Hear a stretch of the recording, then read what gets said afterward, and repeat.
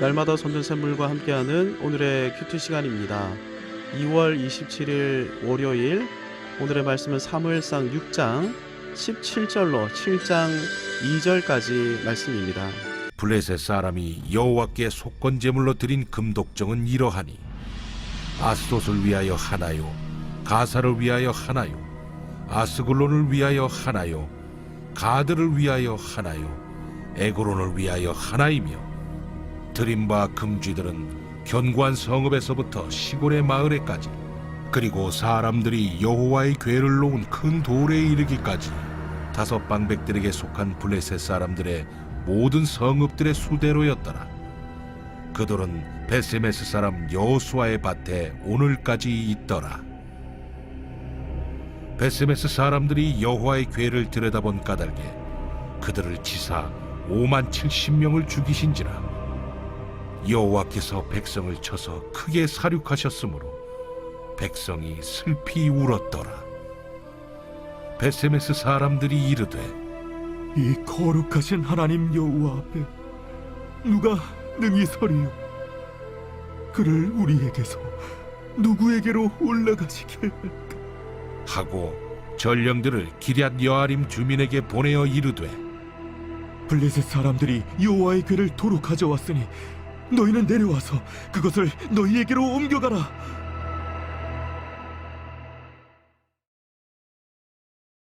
제7장.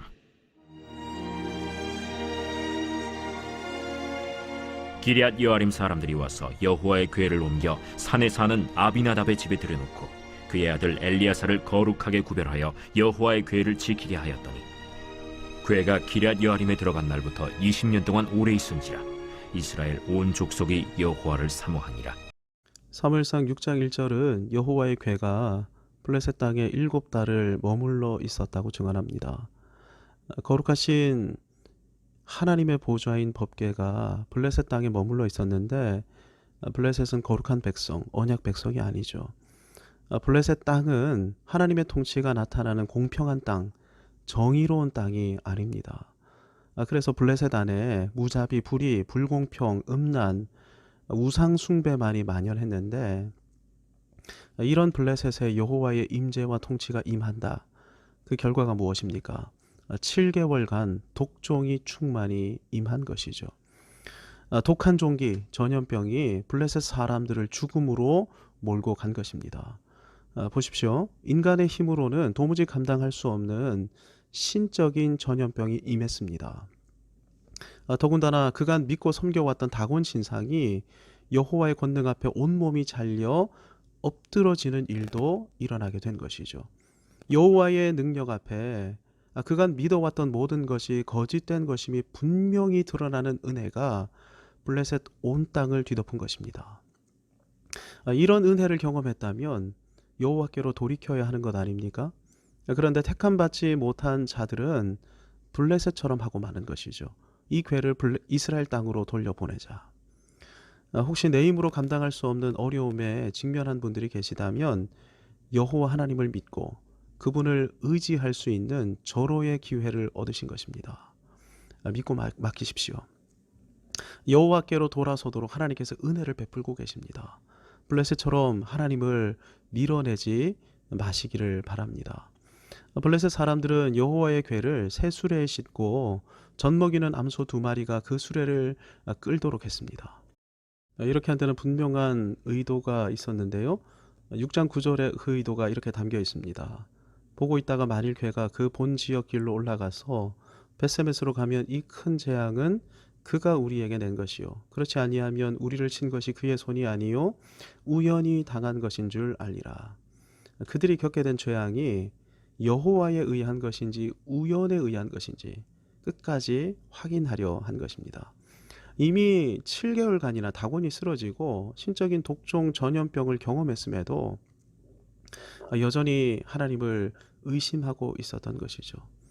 지난 3년간 전 세계가 겪었던 코로나19를 떠올려 보시기 바랍니다. 세계적으로 6억 7천만이 감염됐습니다. 그 중에 687만 명이 사망했습니다. 이런 일이 우연히 일어날 수 있습니까?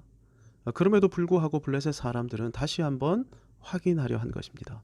새 수레를 끄는 암소 두 마리는 갓 태어난 송아지를 젖먹이는 강력한 모성애를 가진 암소였는데 아무도 이 암소를 끌지 않았습니다. 그런데 이 소들이 수레를 이스라엘 벳세메스로 끌고 가면 여호와의 손이 이들을 이끄신 것이 분명하지 않습니까? 하지만 암소가 송아지 방향으로 돌이킨다면 지금까지의 재앙은 우연의 일치다. 이걸 확인하려 한 것이죠. 그런데 6장 12절을 보면 이 암소들이 대로로 가며 갈대에 울고 좌우로 치우치지 아니하였다.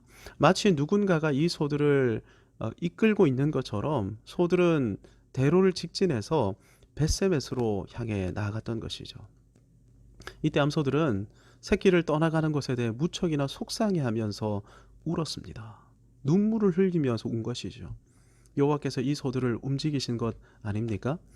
이 정도로 시험에서 여호와의 능력을 확인했다면 여호와 하나님 앞에 엎드려야 하지만 16절을 보면 블레셋 방백들은 이것을 보았음에도 다시 블레셋 땅 에그론으로 돌아가고 맙니다. 택감받지 못한 사람들, 은혜 받지 못한 사람들의 특징이 이것이죠. 어떤 능력과 권능을 체험한다 할지라도 마침내 은혜를 거절해버리고 마는 것입니다. 우리 안에는 아무도 이런 분들이 없기를 소원합니다. 자, 이제 여호와의 궤가 다시 언약 백성이 있는 이스라엘 땅으로 돌아왔습니다. 무려 7개월 만에 아무도 끄는 사람이 없었음에도 암소 두 마리가 여호와의 궤가 실린 새 수레를 끌고 벳세메스로 돌아오더니 여호수아라는 사람의 밭 큰 돌 앞에 멈추어 섭니다. 이 장면을 통해 하나님께서는 이 반석 위에서 나를 예배하라 이렇게 말씀하고 계셨는데요. 벳세메스 사람들은 이 놀라운 장면이 여호와의 궤로 인해 연출된 것이라는 사실을 기뻐하면서 레위인의 지도하에 번제와 다른 제사를 드리면서 하나님을 예배했습니다. 예배가 끝나고 벳세메스 사람들이 수레에 실린 블레셋 사람들이 바친 제물을 확인했는데 금으로 만들어진 독종이 5개나 있었고 또 금으로 만들어진 쥐도 5마리나 실려 있었습니다. 벳세메스 사람들은 이것이 여호와의 궤가 블레셋 안에 놀라운 일을 일으킨 결과 블레셋이 속건 제물로 여호와께 바쳤다는 사실을 확인하고서는 이러한 궁금증에 사로잡힌 것이죠. 이 궤 안에 대체 뭐가 있기에 블레셋 사람들이 이렇게 진귀한 제물을 바쳤을까? 역사적으로 이때는 사사시대 말기입니다. 각각 제 소견에 옳은 대로 행했던, 그래서 여호와의 언약에는 무지했던 시대였던 것이죠. 이때 이스라엘의 특징이 무엇입니까? 여호와 경외하기를 알지 못했던 것입니다.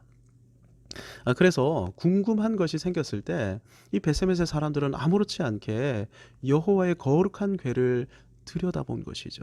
직접 손을 대서 여호와의 궤 뚜껑인 속죄소를 들고 법궤 안을 들여다본 것입니다. 그런데 율법에 이미 이 사항이 명시되어 있었습니다. 율법에 의하면 여호와의 궤는 성소 중에서도 지성소 안에 보관되어야 하는데 정결한 정결례를 마친 대제사장이라도 1년에 단 한 차례 대속죄일에만 잠깐 접견할 수 있는 지성물이 이 여호와의 궤였습니다.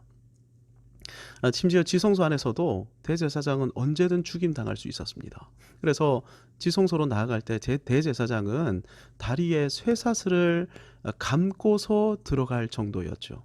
혹시라도 그곳에서 대제사장이 죽으면 아무도 들어가지 못하니까 쇠사슬을 당겨서 시신을 끌어낼 용도로 쇠사슬을 감게 해서 대제사장이 지성소로 들어갔던 것입니다. 그 정도의 지성물, 성물이 여호와의 법궤였던 것이죠. 놀라운 사실은 벳세메스 사람들이 번제와 화목제로 법궤 앞에서 제사 드릴 때 레위 사람들이 제사를 주관했다는 사실입니다. 즉 벳세메스 사람들이 모여 들어서 법궤 뚜껑을 열고 법궤를 들여다보았을 때 레위 사람들이 이 행동을 아무도 제지하지 않았다는 것입니다. 이것이 여호와의 거룩하심에 도전하는 심각한 죄악이라는 사실을 이 레위 사람들조차, 당대 레위 사람들조차 알지 못했던 것이죠. 여러분, 그래서 이 죄악에 동참한 이 벳세메스 사람들의 수가 적지 않았습니다. 다른 역본들에 의하면 이 죄악에 동참해서 죽임당한 자들의 수가 70명이라고 말하는데요. 죽임당한 이들이 어떤 사람들이었습니까? 얼마 전까지만 해도 여호와의 괴가 벳세메스로 돌아온 것을 보고 기뻐하면서 엎드려 여호와 하나님 앞에 경배했던 사람들입니다. 하지만 너무나 안타깝게도 이 사람들은 여호와 경외하기를 알지 못했던 사람들이죠. 겉으로는 언약 백성이라고 구원받았노라고 말은 합니다. 매우 종교적이기까지 합니다. 하지만 실제로는 제 소견에 옳은 대로 행하면서 하나님의 거룩하심을 우습게 여기며 살았던 사람들이죠. 이들의 결국은 큰 살육이었습니다. 이들은 이스라엘 안에 큰 슬픔만 초래하고 말았던 것입니다. 여호와 하나님께서는 하나님의 임재와 통치를 통해 우리를 거룩하게 하시고 우리에게 거룩한 기쁨으로 충만케 하기를 원하시는 분이십니다. 누가 거룩한 기쁨을 누리며 살아갈 수 있습니까?